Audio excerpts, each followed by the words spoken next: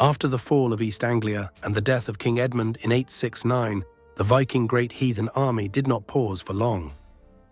Their momentum was strong, and with two Anglo-Saxon kingdoms already broken, Northumbria and East Anglia, the Vikings now turned their attention southwards, toward Mercia. Mercia was one of the largest and most influential kingdoms of Anglo-Saxon England, often seen as the political heartland of the island.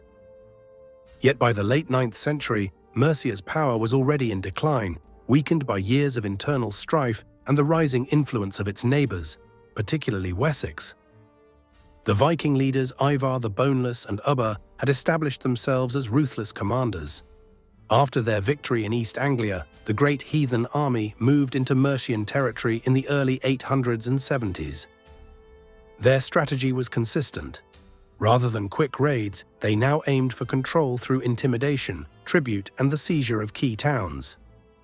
One of the most significant moments came in 871 when the Vikings established a winter camp at London, which was then under Mercian control. Holding London gave them a major foothold in the south, as the city was not only a vital trading centre but also a strategic stronghold linking the north and south of England. The king of Mercia at this time was Burgred.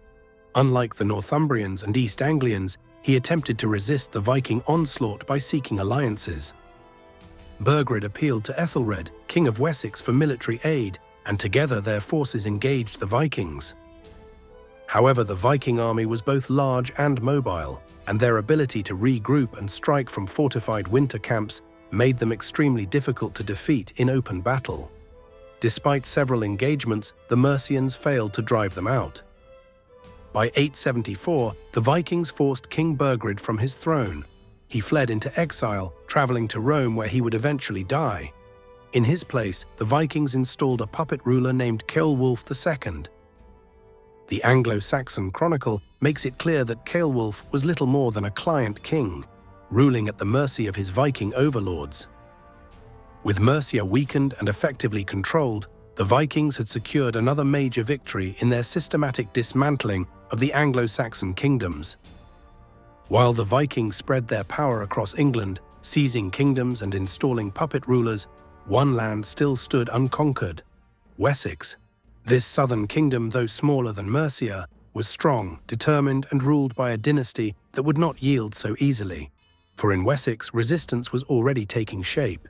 Its young leader, Alfred, was learning the art of war through bitter battles, setbacks, and hard-won victories. Unlike other kings who fled or fell, Alfred would fight on, adapting to Viking tactics and uniting his people in ways never seen before. In the shadow of destruction, he would rise as the defender of the English. And soon Alfred would earn his place in history as one of England's greatest kings, Alfred the Great.